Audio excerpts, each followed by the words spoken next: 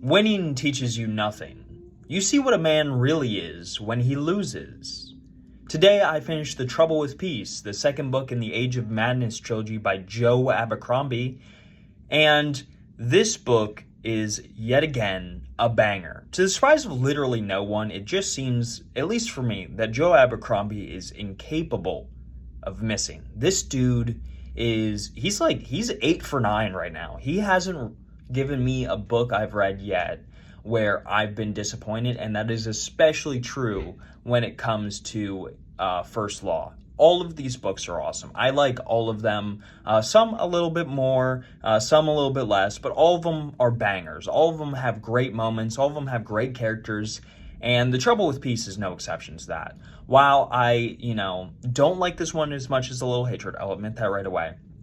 I think that this is just further proof that when it comes to writing fantasy, Joe Abercrombie really has no contenders. He has no contest. He is so far ahead of the game when it comes to modern fantasy writers and fantasy in general that is really just not even fair.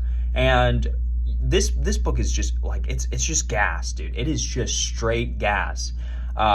Everything that I think A Little Hatred sets up, this book just continues kind of on that cycle. And I feel like in many ways this actually does improve on A Little Hatred, but in some ways it didn't quite live up to my expectations.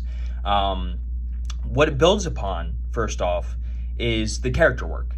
The character work here, literally, if you're a fan of Joe Abercrombie, you're not going to be disappointed here.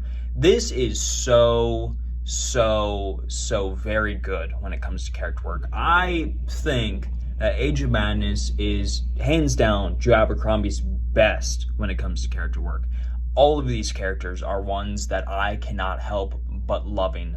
I want the absolute best for these characters. I want them to succeed in their plans. There's a moment in here where two different sides go against each other, and they're two different sets of characters I like, and I genuinely did not know who I was supposed to root for. I was torn apart that they were fighting.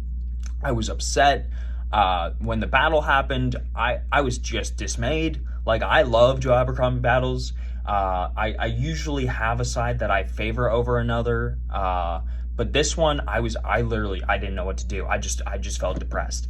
And that's kind of what The Trouble with Peace is as a book. If you've ever had that sense of dread sit in your stomach, that really horrible black icy feeling, because you know for a fact that something bad is going to happen, that is The Trouble with Peace. That is this entire book. For all 600 to 700 pages that this book's length is, that is the feeling that you get. Because every single decision that these characters make, they're trying to do their best, but you just know that it's going to lead to bloodshed. You know it's going to lead to just insurmountable horrors. It's going to lead to you being depressed. It's going to lead to just absolute chaos. It's going to lead to madness.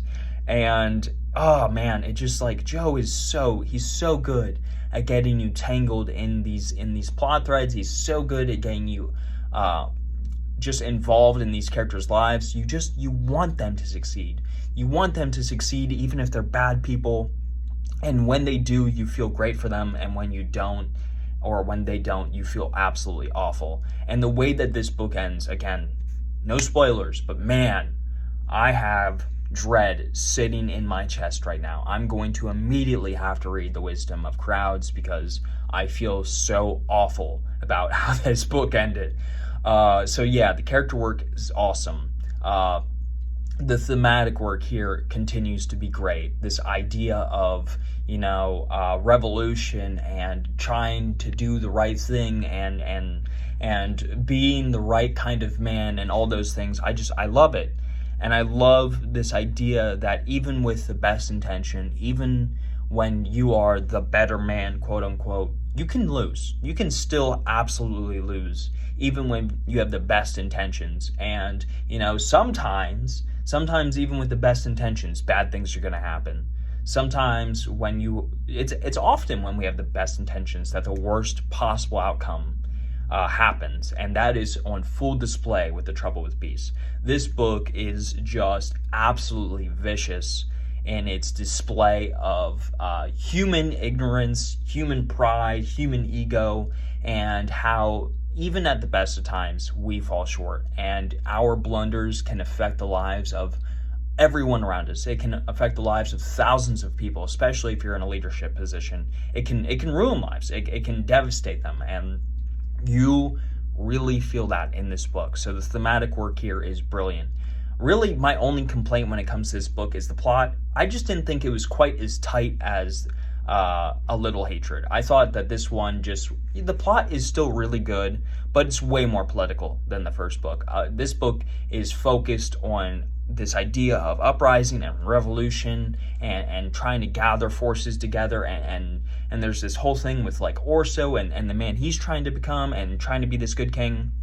And I really like the politics in this. I think Joe writes them extremely, extremely well. I just thought that it was a little bit slower because a lot of this book is build-up. A lot of this is Joe setting up the pieces for the final act that is going to be The Wisdom of Crowds. A lot of this is him just getting characters into the right place at the right time so that the maximum devastation can occur in the third book. And I know it's coming. I know it's coming. So a lot of this book is set up kind of like Before They Are Hanged is a lot of setup for the third book.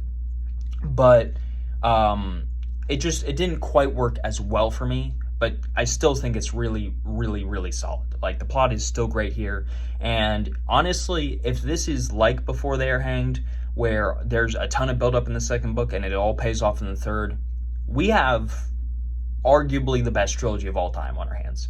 If The Wisdom of Crowds is at least as good as this book, I would say this is by far my favorite fantasy trilogy that I've read. Like, it's not even close. The first one was a 10. This next one I'm going to give a really high score to. And if the next one is good after that, then we're set, dude. This book is just, it's so good. It, again, proves to me that Joe Abercrombie is, in my opinion, the best working fantasy author out there. It's not even close. And yeah, I'm so excited to see what he has in store for me in The Wisdom of Crowds, because I have this horrible, ominous feeling that it's not going to go well for any of the characters I enjoy. 9.6 out of 10. If you haven't started First Law yet, you really should, because Joe is the best in the business.